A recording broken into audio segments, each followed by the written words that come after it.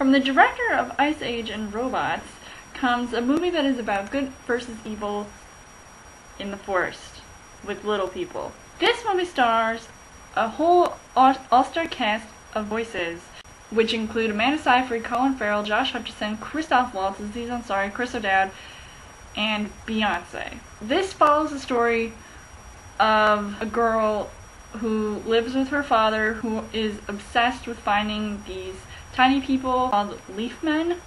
And I mean, literally, they are like leaf men. They have leaves all over their bodies. No joke. Most of you know how I feel about animated movies. I'm very skeptical when it comes to these things. I mean, not to say that I don't enjoy them, it's just I feel like sometimes they can't all be that original. And I mean, this one is actually based off of a book, and I mean, it definitely looks epic. So it really, drew in my curiosity. Plus, it kind of reminded me of Rise of the Guardians. So, I mean, as far as the animation goes, so I mean, I was definitely really impressed by that. Just how vibrant everything was, and it really felt like I was in the forest. It was crazy. And not only that, of course, the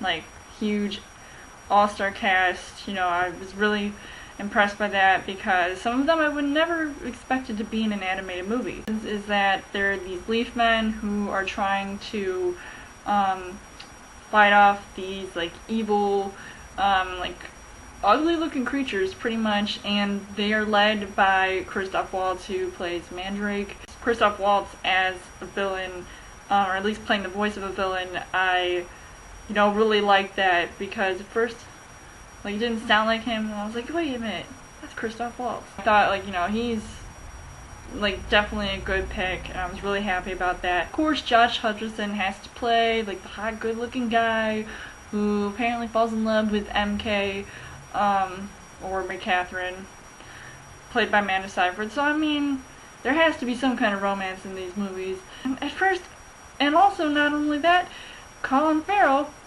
is maybe in love with Beyonce, and while she's the queen, and Beyonce is the queen, she's trying to pick an heir. It has these little pods or whatever those things are. Of course, who's funnier than Aziz Ansari and Chris O'Dowd? I really think they're funny, and especially as a snail and a slug.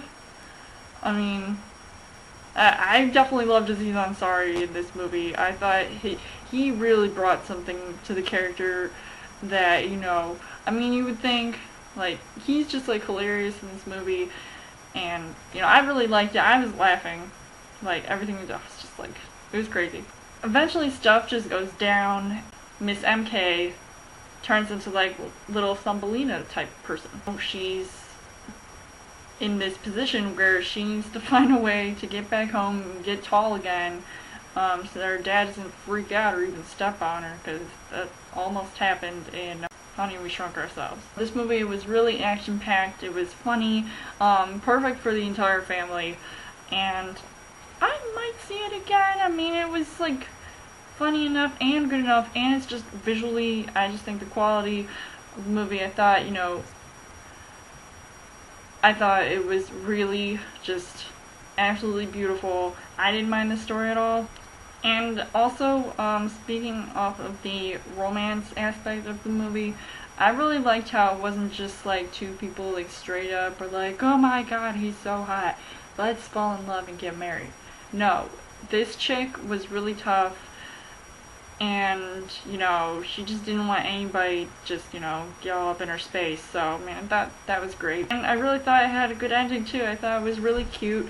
I would definitely recommend seeing this movie. Bring your kids to see this. It was really cute. Let me know in the comments what you guys thought of Epic. Was it as epic as you guys thought it would be? And if it wasn't, what is your most favorite animated movie of all time? And as always, you guys can subscribe to my channel. I've got more movie reviews, movie updates, come back every week for a Child Thursday video. You guys can also like me on Facebook and follow me on Twitter, and I will see you guys later.